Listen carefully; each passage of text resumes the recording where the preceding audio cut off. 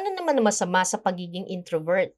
Napansin mo ba, friend? Kapag tahimik ka, sasabihin nila, bakit ang tahimik mo? Kapag ayaw mo sumama, sasabihin nila, ang choosy mo. Kapag mas gusto mong mapag-isa, sasabihin nila, may problema ka? Kapag niyayaya ka nila at hindi mo feel, sasabihin nila, shy ka ba? Parang kapag hindi ka nagsasalita at hindi ka mahilig makihalubilo, may mali agad sa'yo. Pero ano naman talaga ang masama sa pagiging introvert? Wala. Hindi ibig sabihin na tahimik ka, wala kang confidence. Hindi ibig sabihin na gusto mo mapag-isa, malungkot ka. At hindi rin ibig sabihin na hindi mo gusto yung mga tao. Minsan, mas gusto mo lang ng mas malalim na koneksyon kaysa sa maraming koneksyon. Mas gusto mong makinig kaysa magsalita. Mas gusto mong mag-observe muna bago ka makisali.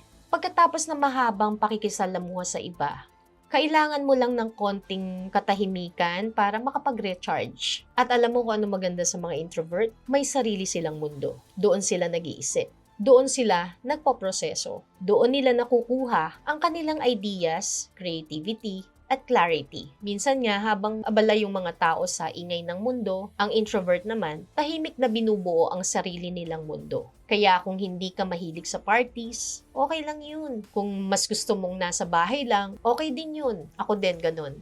Kung masaya kang mag-isa habang nakikinig ng music, nagbabasa, nagsusulat, o nag-a-art, o basta nag-iisip, okay lang yun. Hindi mo kailangan maging outgoing para maging interesting. Hindi mo kailangan maging madaldal para magkaroon ng something important to say. At hindi mo kailangan baguhin ng personality mo para masabi lang ng iba na normal ka. Ang mahalaga, alam mo rin na mahalaga ang pakikisalamuha. Pero marunong ka ring pahalagahan ang sarili mong space. Dahil minsan sa ating katahimikan, doon natin mas naririnig yung mga bagay na hindi natin naririnig sa maingay na mundo. So, kung introvert ka, huwag mong ikahiya ang katahimikan mo. Baka hindi ka naman talaga too quiet. Baka marami ka lang talagang malalim na iniisip.